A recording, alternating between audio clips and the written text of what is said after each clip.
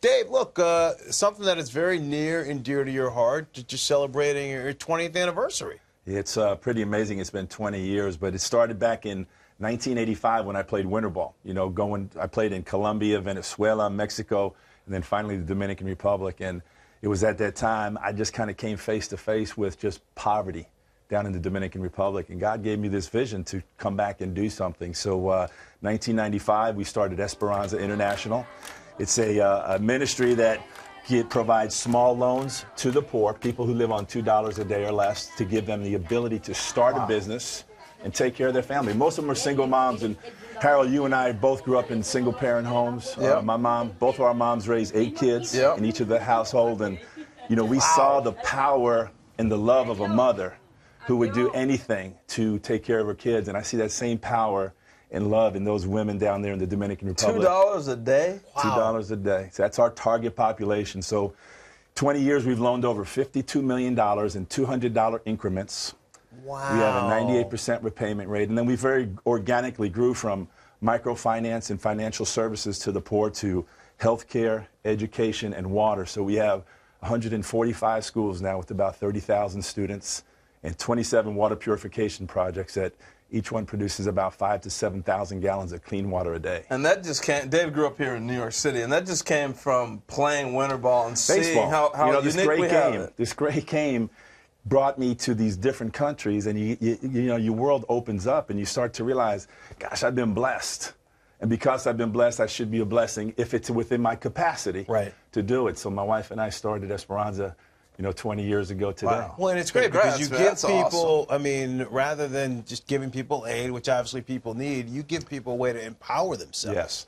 Handouts don't work. You know, we've seen that here in our own country, right? But if you can teach somebody to fish, it's better than giving them a fish. But the biggest and most powerful thing is to see what the impact is on that person's life, to see that woman, and we saw that quick video right there, that woman makes 100 cakes a day, and then she sells them to the local stores, kind of convenience stores within her neighborhood.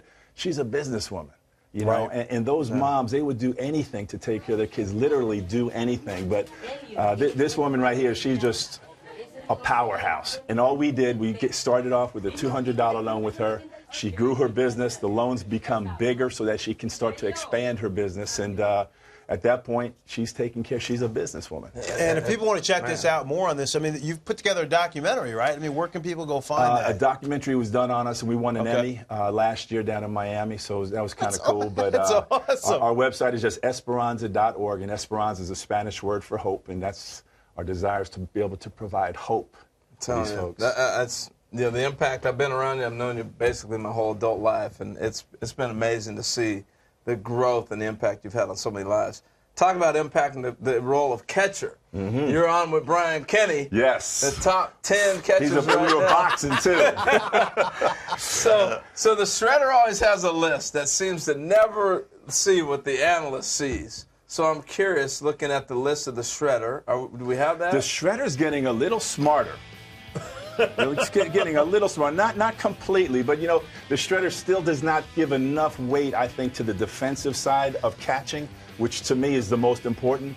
It doesn't give enough weight to the leadership side of catching as well, because those are the two most important things for me. Yeah. Now, if you hit like a Buster Posey, then you're just a special player. But you know, I had Molina up there. He's been my #1 for the last 3 years, and Posey very close second. But you know, Buster only played 106 games behind the plate.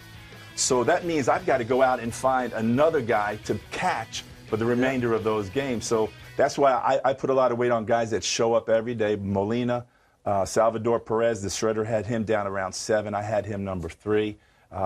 I value a guy that I know can be back there and a guy that the pitchers want to see back there. You know, if you ask everybody on that Kansas City Royal Club, who do you want catching you? They would say Sal. But he's tired. I don't care. I don't care if he hits. I want him behind the plate. To me, that has value. Yeah, no doubt about it. Zanino from Seattle was on there. I saw that. Surprised? No, not really. I got him up there, too. The average wasn't there, but, man, this kid's coming on like gangbusters. And I know it may seem biased because we're talking about Seattle, but what do you see in this kid? Leadership, the ability to handle a staff. He's a born leader, and he has really started to gain the trust of that staff. And the main reason why he made my top 10 was his catcher's ERA was the best in baseball for guys who caught over 100 games. 3.19. And so that's what you're talking about. That tells me something about his ability. You know, you can't really quantify how does a guy call a game, but having a catcher's ERA gives you some indication that but he knows what he's doing. And I'm curious your thoughts. He has some great pitchers that throw to him. But it still has to get done. You got it, yeah, because you've had to do that. Yes, and that's a tough staff, Harold, to catch. Felix is a tough guy to catch. I think he only had like 5 to 8 pass balls, caught over 130 games. He had Fernando Rodney down to closing in the pen, tough times, you know, pressure situations. He blocks the ball extremely well. Last question before we let you go. Yadi Molina, why was he your number one? Look at his resume. I mean, everything he does. You're talking about catcher's ERA. When Yadi catches, 3.19. He was just a tick behind Zunino. When he doesn't catch, that same staff, 4.18. A full run per game difference. Wow. Well, and you can see, I mean, the impact he has on the Cardinals when he was hurt and not in the lineup, boy, and not back there behind the plate. There was. I got time for one more. So quick, his career, 45% caught stealing. The rest of baseball during that same time, 28%. Yeah, see, head and shoulders above the best. Great stuff with Esperanza International. Thank you. I mean, that is awesome stuff.